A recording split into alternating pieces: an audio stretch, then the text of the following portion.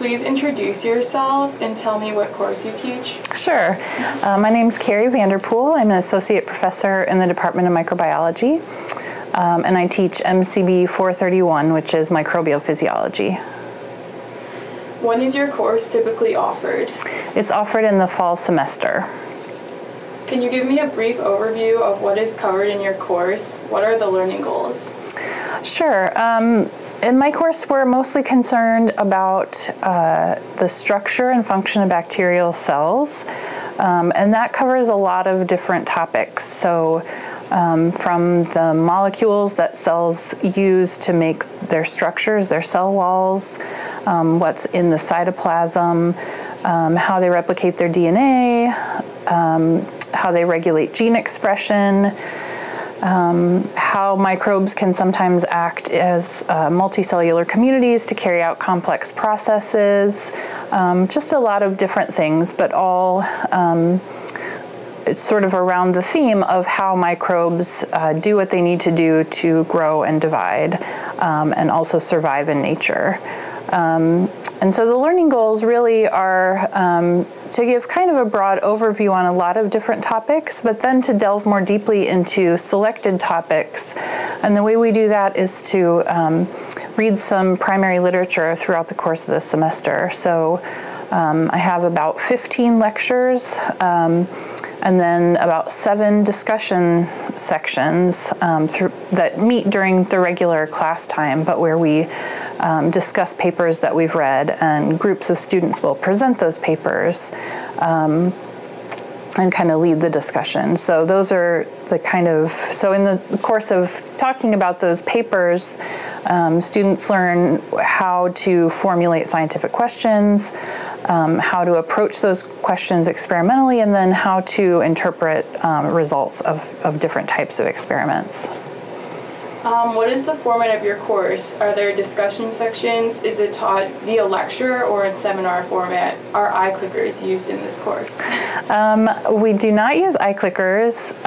There are lectures, as I mentioned, there are 15 or 16 lectures. I can't remember exactly how many I have this year. And then 7 or 8 discussion sessions that are, again, during class.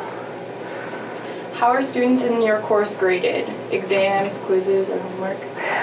There's a significant component of participation, and so students will get points for participating in the discussions that we have, as well as points for participating in in-class activities that we have. And so they'll read the papers and then post a question to one of the discussion board that we have for that discussion, and then we'll discuss those questions that they posted as we talk about the paper. So they get points for that, and again the small activities that I have in class every once in a while. There are exams. This year I'm only giving 2 exams, but in the past I've given 3 exams. It varies a little bit depending on the year and how many discussions I incorporate into the class. The exams are not cumulative, they're just over the different sections of the course. And then there are points awarded for presenting in the discussion.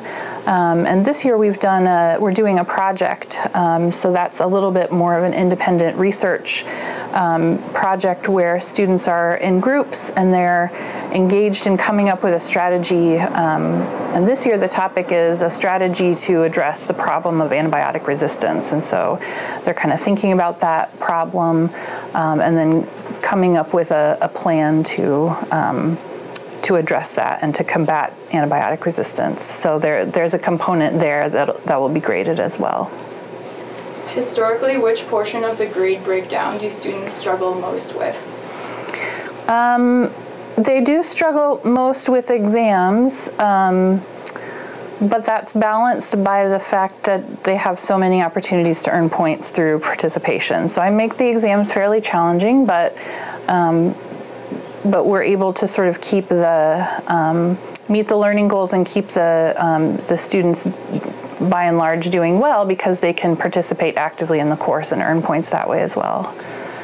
Are there points associated with attendance? No. no, not strictly, although in order to get points for in-class activities, you have to be there. So those don't occur every class period, but several times throughout the year. Are there any required textbooks for the course? There's a textbook that I recommend. It's called The Physiology and Biochemistry of Prokaryotes, and the lead author is David White, but it's not required. I think a lot of the students do purchase the textbook or borrow it from someone that they know because it's a really handy reference, but it's not required. Do you provide students with PowerPoint slides or lecture outlines before class? I try to get my slides up before class. Often they're not up until right before I give the lecture, but they always have access to the full presentations to study for exams, for example. What kind of background knowledge do I need to take this course? Are there prerequisites? I like students to have a strong background in molecular biology.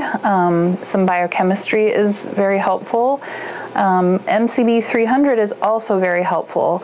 I would say the only thing that's required is the good background in molecular biology, which would be MCB 250, molecular biology and genetics. So yeah, that would be sort of the only prerequisite. How do topics covered in your course apply to current research, medical, and scientific advancements?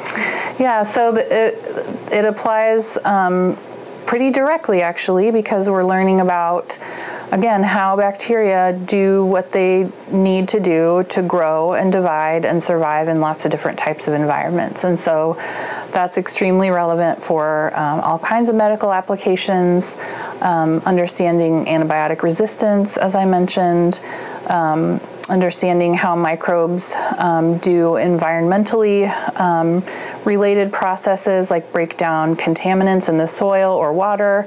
And so it's a sort of a more basic course, but we go into a lot of more applied and current problems as well. What opportunities do you provide outside of class for students to ask questions or to get assistance? So we have a discussion board where they can always post questions. Those are mostly related to the papers that we discuss in the course. But I also have an open door policy in terms of students wanting to make appointments. They're always welcome to do that, and I do meet with students anytime they request an appointment. I don't have strict office hours because I, in the past, have done that and haven't had very many people come, except for around exam time, of course.